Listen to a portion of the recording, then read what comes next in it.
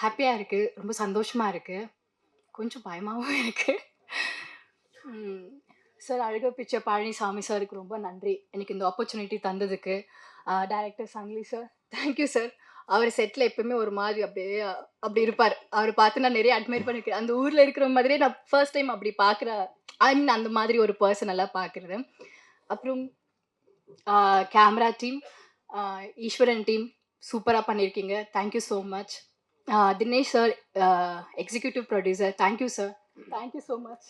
அப்புறம் ஏடி சந்துரு, தர்மண்ணா, சுரேந்தர் சார் இவங்கலாம் நிறைய ஹெல்ப் பண்ணாங்க. எனக்கு ரொம்ப கஷ்டமா இருந்துச்சு அந்த மதுரை, அந்த பாடி லாங்குவேஜ், ஸ்லாங் எல்லாம் ஒரு மாதிரியா இருந்துச்சு. அவங்க தான் லைக் இப்படி பண்ணுங்க, அப்படி பண்ணுங்கன்னு ரொம்ப ஹெல்ப் பண்ணாங்க. Thank you so much. நீங்க இல்லன்னா என்னால தெரியல இந்த அளவுக்கு பண்ணியிருக்க முடியுமா என்னன்னுட்டு. சார் எல்லாருக்கும் நன்றி சார் வந்ததுக்கு. அப்புறமா ஃபைனலா என்னோட ஸ்டார் அசோக் சார். நான் புதுசு தான். பட் ஸ்டில் அவர் ரொம்ப கம்ஃபர்டபுளா இருந்தாரு. என்ன கம்ஃபர்டபுளா வச்சுட்டாரு. ரொம்ப கைண்டான ஒரு பெர்சன். ரொம்ப டெடிகேட்டடா இருப்பாங்க. அவர் எப்பவுமே லைக் நான் அவர்கிட்ட போனா பேசவே முடியாது. அவர் வொர்க் பண்றதெல்லாம் எனக்கு ரொம்ப பிடிக்கும். Thank you sir. Thank you. நீங்க அப்படி கம்ஃபர்டபுளா இருந்ததுனால தான் சார் என்னால இதெல்லாம் பண்ண முடிஞ்சுச்சு. Thank you so much. அப்புறம் என் கூட வொர்க் பண்ண எல்லாருக்கும் ரொம்ப நன்றி. ஸோ அவ்வளோதான். Thank you. உங்க லவ் அண்ட் சப்போர்ட் எங்களுக்கு ரொம்ப முக்கியம். ஸோ சப்போர்ட் பண்ணுங்க. 250க்கும் மேற்பட்ட படங்களை நடிச்சிருக்கேன். சூப்பர் ஸ்டார், உலக நாயகன், விஜய் சார், அஜித் சார், இப்படி தமிழில் மகேஷ் பாபு சார், சிரஞ்சீவி சார், இப்படி எல்லா நடிகளோடவும் தெலுங்கில் மோகன்லால், மம்புட்டி சார், இப்படி எல்லா ஹீரோக்களோடவும் மலையாளத்தில், இப்போ லேட்டஸ்ட்டாக ரிஷப் செட்டி சார் கன்னடத்தில், இப்படி ஏகப்பட்ட ஹீரோக்கள் கூட சவுத் இந்தியா ஃபுல்லாக எல்லா லாங்குவேஜ்லையும் நடிச்சிருக்கேன்.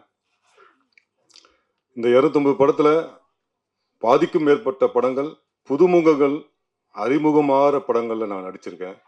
அதில் நிறைய சிறு தயாரிப்பாளர்கள் தயாரித்த படங்களை நான் நடிச்சிருக்கேன். அப்படி புதுமுகங்கள் நடிக்கிற படங்களில் புதுமுகமாக வர ஹீரோக்கள் எல்லா கலையும், நடிப்பு, நடனம், சண்டை பயிற்சி, இப்படி சினிமாவுக்காகவே நடிப்புக்காகவே எல்லாத்தையும் கற்றுக்கிட்டு வர்றது வெகு சில ஹீரோக்கள் தான் சொல்லணும். அப்படி எல்லாத்தையும் கற்றுக்கிட்டு வந்த விஷால் சார் அறிமுகமான செல்லமே படத்தில் ஒரு கேரக்டரில் நான் நடிச்சிருக்கேன். அதே மாதிரி நம்ம ரோஜா கூட்டம் படத்தில் ஸ்ரீகாந்த் சாரோட டக்குன்னு பிளாங்க் ஆகி போச்சு. ஸ்ரீகாந்த் சார் அறிமுகமான ரோஜா கூட்டம் படத்தில் நான் நடிச்சிருக்கேன்.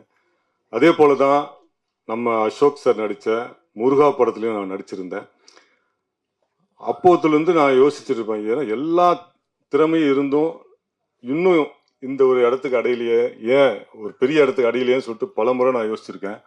ரொம்ப கைண்ட் ஹார்ட்டட் பர்சன். இங்கே இருக்கவங்க எல்லாம் சொன்ன மாதிரி எப்போ ஃபோன் பண்ணாலும் எடுத்து பேசுகிற அளவுக்கு ஒரு ஹீரோ எனக்கு தெரியும் அப்படின்னா அது அசோக் சார் மட்டும்தான்.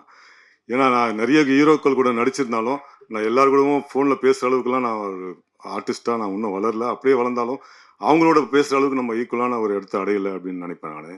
பட் நான் ஒரு சின்ன ஆர்டிஸ்டாக முருகன் படத்தில் அவரோட நான் நடிச்சிருக்கும்போது அப்போது எப்படி பழனாரோ அதே போல தான் இப்போவும் எப்போ நம்ம கூப்பிட்டாலும் ஏதாவது ஒரு ஃபங்க்ஷனுக்கு கூப்பிட்டாலும் இம்மிடியட்டாக வந்து கலந்துக்கிட்டு அந்த ஃபங்க்ஷனை கௌரவிப்பார். இப்படி இந்த படம் பார்த்த பிறகு இந்த படத்தோட ட்ரெய்லரை நேற்றே ஈகோ ராமன் அப்படிங்கிற திரைப்படத்தை போகிறதுக்கு முன்னாடி இதோடைய காட்சிகள்லாம் போட்டாங்க, ட்ரெய்லர் சாங்ஸ்லாம் போட்டாங்க. நேற்று பார்த்த உடனே எனக்கு ரொம்ப சந்தோஷமாக இருந்தது. சரி, நம்ம முருகா அசோக் சார் இந்த படத்தின் மூலிமா ஒரு மிகப்பெரிய ஒரு வெற்றி இடத்தை அடைவார்ன்ற ஒரு நம்பிக்கை நேற்றே பார்க்கும்போது தோணுச்சு. நிச்சயமா இந்த படத்துடைய தயாரிப்பாளர், டைரக்டர், இதில் நடித்த ஒவ்வொருத்தருமே நம்ம சாய் கோபி சார், அவரோட நான் பொங்கி எழுமாநகர படத்தில் எனக்கு மச்சானா அவ்வளோ அற்புதமாக நடிச்சிருந்தாரு. சிறிய காட்சி இருந்தாலும் இந்த படத்தில் நான் ட்ரெய்லரில் பார்க்கும்போது அவ்வளோ ஹாப்பியாக இருந்தது. சரி, நம்ம நண்பர் ஒரு நல்ல ஒரு கேரக்டர் பண்ணியிருக்கார் போலுக்கு இதில் அப்படின்னு. அதே மாதிரி நம்ம மிரட்டல் செல்வா மாஸ்டர், அவருடைய டைரக்ஷனில் அவர் ஃபைட் மாஸ்டர் அவர் பண்ண படம் கங்கணம் அப்படிங்கிற திரைப்படத்தில் ஒரு முக்கிய வில்லனாக நடிச்சிருந்தேன். மிரட்டி விட்டுருந்தாரு. அதே போல் இதில் இந்த காட்சிகள்லாம் பார்க்கும்போது இது சிறு படம் அப்படின்னே சொல்ல முடியல. அந்த அளவுக்கு ஒரு பிரம்மாண்டமான படமாக தான் இருக்குது. பாடல்களாகட்டும், காட்சிகளாகட்டும், இந்த மாடை வச்சு பண்ணுறது எவ்வளோ சிரமமான விஷயம். அந்த சண்டை காட்சிகள்லாம் ரொம்ப அற்புதமாக பண்ணியிருக்காங்க. நிச்சயமாக இந்த படக்குழுவினர் அனைவருக்குமே ஒரு மிகப்பெரிய ஒரு வெற்றி படமாக ஒரு அடையாளமாக அமையும்னு நான் நம்புகிறேன். மாதிரி எல்லாம் வந்து ஜல்லிக்கட்டு அப்படின்றது ஒரு கிட்டி வாசலில் ஓப்பன் பண்ணி விடுவாங்க. மடமடன் மாடு ஓடும், பிடிப்பான். அதில் ஜெயிச்சது ஒரு ஒரு ஒரு இது கட்டியிருப்பாங்க. ஆனால் இது எனக்கு புதுசாக இருந்துச்சு அங்கே ஸ்பாட்டுக்கு போய் பார்க்குறப்போ. வடம் மஞ்சு விரட்டு அப்படின்றது அந்த வடத்தில் வந்து அந்த மாட்டை கட்டி அது பார்க்க பயங்கரமாக இருந்துச்சு. அந்த விட அங்கே அலங்காநல்லூர் ஜல்லிக்கட்டு, அலங்காநல்லூரில் எங்கள் தாய்மாமன் இருக்காரு. அப்போது வருஷம் ஜல்லிக்கட்டு போவோம். அது வேற மாதிரி இருந்தது. இங்கே டோட்டலி டிஃப்ரெண்ட்டாக இருந்தது. அதை படம் பிடிக்கிறது ரொம்ப கஷ்டப்பட்டு பண்ணாங்க ஃபைட் மாஸ்டர் எல்லாரும். அப்புறம் இயக்குனர் சங்கிலி சார் ரொம்ப கம்ஃபர்ட்டாக எல்லாத்தையும் பண்ணார். டெய்லி ஒரு பிரச்சனை, டெய்லி ஒரு சண்டை, ஏதோ ஒன்று அப்படியே இருட்டி கொண்டு வந்து இப்போது ஆடியோ லான்ச் வரைக்கும் கொண்டு வந்திருக்காங்க. நான் இதில் ஹீரோயின் ஃபாதராக பண்ணியிருக்கேன். கொஞ்சம் மாடிபிடி வீரன் அப்படின்ற ஒரு நல்ல ஒரு கதாபாத்திரம். இறைவன் இருக்கான். படம் நல்லா வந்திருக்கு. அதுக்கப்புறம் பத்திரிகை நண்பர்கள், ஊடக நண்பர்கள் பப்ளிக்கில் போய் சேர்க்கணும். எல்லோரும் தேட்டரில் போய் படம் பாருங்கள். தேங்க்யூ. நீ தஞ்சாவூரில் காலையில் ஒரு கல்யாணத்தில் இருந்தேன். 9 to 10 கல்யாணம். அதுக்கப்புறம் சம்பந்தமெல்லாம் முடித்து 11:45க்கு காரை எடுத்தேன். பழனிசாமி எனக்கு ஃபோன் பண்ணார். வர முடியுமா முடியாதுங்கிறது எனக்கு தெரியாது. சத்தியமாக ஆண்டு மேலே நானே சொல்கிறேன், எனக்கு பொய் சொல்ல தெரியாது. நான் கார் ஓட்டிட்டு எல்லோரும் பார்த்துட்டு என்னோட வந்திருக்காங்களாம். 11:45 எடுத்தேன். 4:45க்கு பெருங்காலத்தூர் வந்துட்டேன். 12:45 எடுத்தேன். நம்ப மாட்டேங்க, 4 மணி நேரத்தில் வந்திருக்கேன். அவர் ஃபோன் பண்ணார், சார் நீங்கள் எப்படியாவது வந்துடணும். ஏன்னா என்னுடைய முயற்சி, நம்பிக்கை எல்லாமே இதுதான். நீங்கள் நம்பலாலும் சரி, 4 மணி நேரத்தில் தஞ்சாவூர்லேருந்து வந்து நான் வந்து நின்று இந்த ஃபங்க்ஷனில் குளிச்சுட்டு நேராக வந்து கலந்துருக்கேன். இது நீங்கள் நம்பினாலே எங்கள் அம்மா மேலே நானே சொல்கிறேன். சத்தியமாக நாங்கள் அண்ணன் நான் கார் எப்படி ஓட்டு வந்து போனேன். என் மாமனார், என் மாமியா, என் குழந்தையா எல்லாருமே உயிரை கையில் பிடிச்சி உட்காந்தாங்க. போய் ஊர் சேருவோமா சேர மாட்டோமான்னு. ஆமாம், யாரும் பயந்துட்டு நான் ஏற்ற கேட்டால் திட்டுவார் வைவார் சொல்லிட்டு கீழே இறங்கணுன்னு என் பையன்ட்ட சொல்கிறார், தம்பி பேராண்டி உங்கள் அப்பா வந்துடு. ஏன்னா இந்த முயற்சி இருந்தால் தான் சினிமாவில் நம்ம சாதிக்க முடியும். அப்படி தான் இந்த பழனிசாமி வந்திருக்கார். 2 வருஷமாக அந்த படத்தை எடுத்திருக்காரு. எனக்கு இந்த படத்தை பார்க்கும்போது பருத்தி வீரங்கிற ஞாபகம் தான் வந்துச்சு. அப்படியே தம்பி அசோக் வந்து கார்த்தி மாதிரியே அந்த கையிலே கட்டி டான்ஸ் ஆடும்போது எனக்கு அதுதான் அப்படி மைண்டில் ஓடிச்சு. அது ஆரோக்கியம் சார் தெளிவாக சொல்லுவார், பேர் சொல்லுவார்.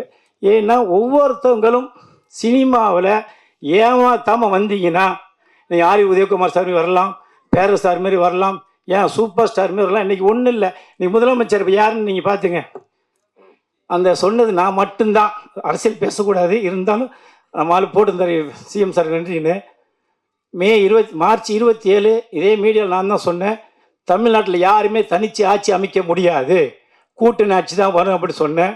அதேமாரி விஜய் 100 சீட்டு வருவார், யார் வேணுமாலும் எழுதி வச்சுன்னு சொன்னேன். என்னெல்லாம் கிண்டல் பண்ணாங்க, இவர் ஏதோ சும்மா சொல்கிறாருன்னு. 108 சீட்டு வந்தார், ஜெயிச்சார். நீ சிஎம் இருக்காருன்னா இதுதான் முயற்சி, இதுதான் நம்பிக்கை. யார் இன்றைக்கி 108 பேரில் 107 பேர் யாருன்னே தெரியாது. யார் எம்எல்ஏ வருமா, எம்பி வருமா, அத்தனை பேர் ஒரு கனவுல வந்து ஜெயிச்சிட்டார்களே. அதேமாரி சினிமாவில் நீங்கள் வாங்க, பழனிசாமி மாரி தம்பி சங்கிலி பாப்பா ரொம்ப கஷ்டப்பட்டு எடுத்துருக்க அந்த படத்தை. எல்லோரும் போய் தேட்டரில் பாருங்கள். ஏன்னு கேட்டால் சினிமாங்கிறது யாரையுமே கைவிடாது. எனக்கு தெரிஞ்சு நான் பட்ட அனுபவத்தில் நான்லாம் கேட்காத ஆளே கிடையாது, நான் போகாத ஆளே கிடையாது, பார்க்காத ஆளே கிடையாது. எல்லாத்தையும் பார்த்து நீ சங்கம் ஆரம்பித்து நீ உங்கள்கிட்ட ஓப்பனாக பேசுகிறேன்னா எல்லாமே உண்மை, நேர்மை. ஜெயிக்கும் ஜெயிக்கும் ஜெயிக்கும், அதை மைண்டில் வச்சுங்க. இந்த படம் மிகப்பெரிய வெற்றி. ஒன்றும் இல்லை, இந்த சன் டிவி கலாநிதிமாறன் எடுத்துங்க. ஒரு வார்த்தை சொல்கிறேன், அவர் எவ்வளோ கஷ்டப்படுத்த வந்திருக்காரு. நீங்கள் நினைக்கலாம் கலைஞர் பேரை, அவங்க பேரை, இவங்க பேருன்னு. சன் டிவி கலாநிதி மாற மாரி ஒரு கஷ்டப்பட்டுனாப்பா. 90ல் நான் அவருடைய கஷ்டத்தை நான் நேரடியாக பார்த்துருக்கேன். இதே முரசலியில், இதே ஒரு கடையில் அங்கே முரசலியில் அந்த பெயிண்ட் அடிக்கிறதுக்கு எவ்வளோ கஷ்டப்பட்டு இது பண்ணாருங்கிறதுலாம் தெரியும். அதுமாரி ஒவ்வொரு ஆளும் கஷ்டப்பட்டவங்க, ஒவ்வொருத்தரும் முயற்சி பண்ணி மேலே வாங்க.